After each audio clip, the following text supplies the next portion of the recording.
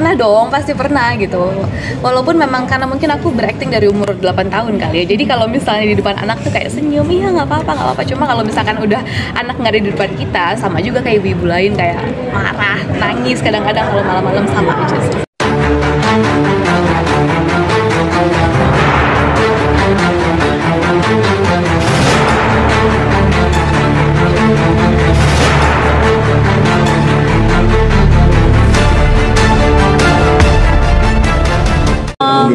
Karena kita semua tahu kan tempe itu kan makanan khas Indonesia dan harganya juga tinggi, terus bagus dan murah juga gitu. Jadi karena saat hamil aku tuh hampir setiap hari makan tempe, nggak tahu aku tuh mau banget makan tempe. Terus pada saat Isa mulai empati, aku cobain tempe sekali ke Isa tuh bisa makan banyak banget tempe itu. Jadi menurut aku tempe adalah makanan favoritnya dia. Dia bisa makan nasi pakai tempe aja kalau misalkan dia lagi bosan makan apapun.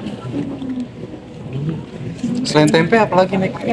Yang diperkenalkan untuk ke Isa Sederhana. Oh semuanya aku perkenalkan dari sejak umur 6 bulan. Aku mencoba seperti yang tadi kita omongin untuk tata rasa bersama anak gitu. Jadi sejak awal empati pun aku juga memberikan berbagai macam tekstur, memberikan berbagai macam rasa dari semua jenis protein hewani, protein nabati, sayuran, lemak juga semuanya aku coba memperkenalkan ke anak aku.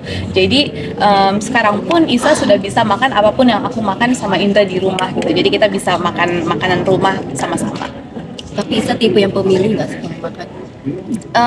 Alhamdulillah enggak ya gitu, karena kita nggak pernah membiasakan pada saat dia menolak suatu makanan aku langsung mengganti dengan makanan yang dia suka gitu, karena itu akan menjadi anak picky eater gitu. Jadi kalau misalkan dia menolak makanan yang aku kasih, ya udah berarti kamu nggak makan saat jam makan tersebut. Dia akan menunggu jam makan berikutnya untuk mendapatkan menu makanan yang berbeda lagi. Jadi mau nggak mau, kadang-kadang kalau dia lapar, walaupun dia nggak suka, dia makan gitu. Dan dia jadi nggak pernah milih-milih makanan alhamdulillah. Sabarinnya tega nggak tega gimana sih Diki?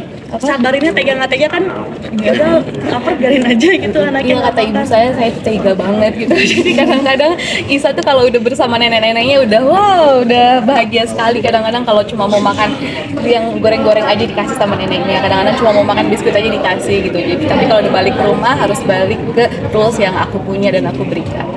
Kadang suka ini nggak sih Kak, maksudnya ngambek nggak sih? Kadang kan balik lagi terus ibunya yang tadinya sama neneknya dibebaskan, terus ada ngambek-ngambeknya nggak sih kalau untuk bisa rewel atau gimana? Enggak sih, tapi kadang-kadang paling ya menolak makan nih. Kalau menolak makan ya udah berarti nggak makan. Kalau feeding rules untuk baby Isa alami kita dulu gimana nih Kak? Mungkin feeding rules tuh sama sih seperti anak-anak lain. Kita jeda waktu antara makan tuh 2 jam. Terus durasi makan maksimal 30 menit gitu. Untuk mau cemilan atau makanan berikutnya durasinya 2 jam lagi. Feeding rulesnya sama. Terus kalau misalkan mau berdiri di high chair, mau turun dari high chair berarti makanan selesai. Sama aja sih sebenarnya. Di kondisikan di high chair harus makan di situ gitu ya? Iya, selama ini untungnya dia nurut makannya di high chair. Sempet debat nggak sih sama mama atau mertua dengan aturan tadi feeding rulesnya kan orang tua zaman dulu kalau kasih makan digendong, nah Niki sendiri kan yuk duduk gitu, selesai makan ya udah. Untungnya mama aku tuh update banget soal ilmu parenting di Instagram lah, di TikTok lah. Jadi apa yang aku kasih ke Isa ternyata kalau dia lihat-lihat di Instagram, oh bener ya seperti ini gitu. Jadi nggak ada komentar-komentar lagi. Dari awal baby Isa pasti sampai saat ini perkembangannya keaktifnya udah seperti apa, Kak, boleh dijelasin dikit? Oke, sekarang ini Isa udah berumur 15 bulan, giginya udah hampir semuanya lengkap, tinggal giginya yang belakang lagi numbuh. Terus udah lari-larian, udah susah banget dikejarnya. Terus makannya juga selalu lancar alhamdulillah, dan itu perkembangannya alhamdulillah baik ya gitu. Dan sekarang aku juga selalu masukin Isa ke kelas-kelas kayak sensori atau drop in kelas di mana-mana. Sekarang kan lebih aktif, mungkin ada perubahan dari pola parentingnya atau seperti apa mungkin?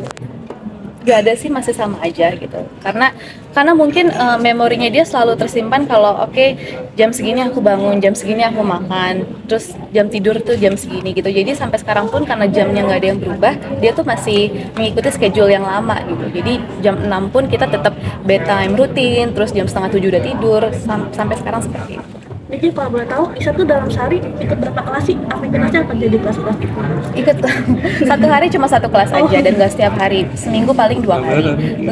Lebihnya sibuknya bersama orang tuanya, main sama orang tuanya aja. Kalau saya seperti apa sih aktivitasnya? Oh, kalau di kelas aktivitasnya tuh kayak baca buku sama-sama, terus kayak makan siang di meja sama anak-anak lain, terus sensory play, terus denger musik, main musik gitu-gitu. Ada satu hari tuh berapa jam? Apa ditemani juga sama Niki atau Niki itu mendatang? Oh, aku temenin kalau kelas kayak sekitar 1,5 jam. Niki, bicara soal mungkin sebentar lagi Hari Anak Nasional. Kamu sendiri memperingati Hari Anak Nasional seperti apa? Dan mungkin seperti apa? Ya mungkin dengan memberikan harapan-harapan untuk seluruh anak-anak di Indonesia, semoga anak Indonesia bisa tumbuh menjadi anak yang bahagia dan menjadi anak yang sehat untuk generasi penerus kita. Niki kan sekarang kalau kelihatan kan cheerful banget ya ngurus anak, tapi pernah nggak sih ngalamin stres mengurus anak gitu kan atau gimana nah? Pernah dong, pasti pernah gitu.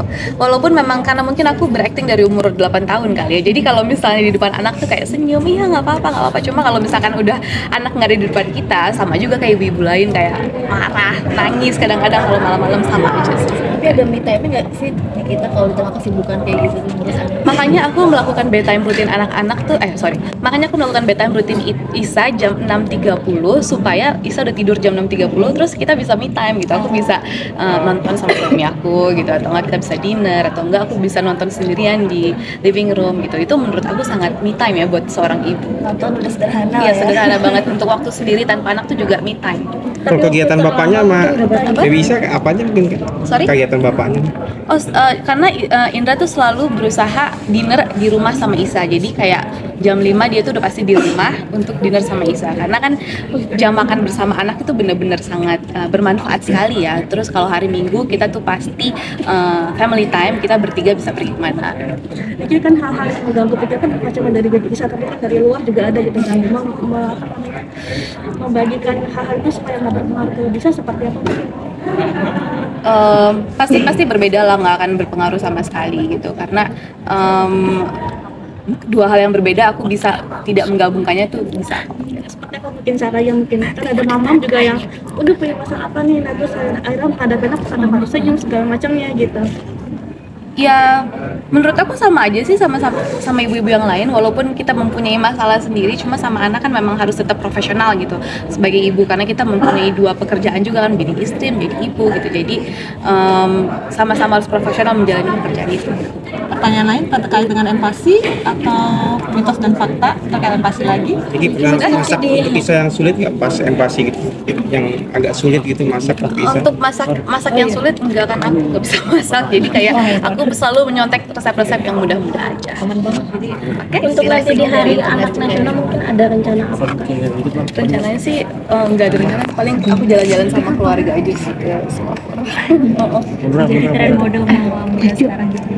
Aduh, alhamdulillah banget ya gitu. Sebenarnya aku agak malu Kita lihat kamera aja. karena new moms kan untuk dijadiin role model gitu. Aku pun juga sebagai ibu baru masih belajar banget dengan sesama ibu lain gitu, dan sama dokter-dokter yang memang baik sekali memberikan edukasi gratis di sosial media gitu. Jadi menurut aku kita sesama ibu tuh saling support, kita adalah support system satu sama lain.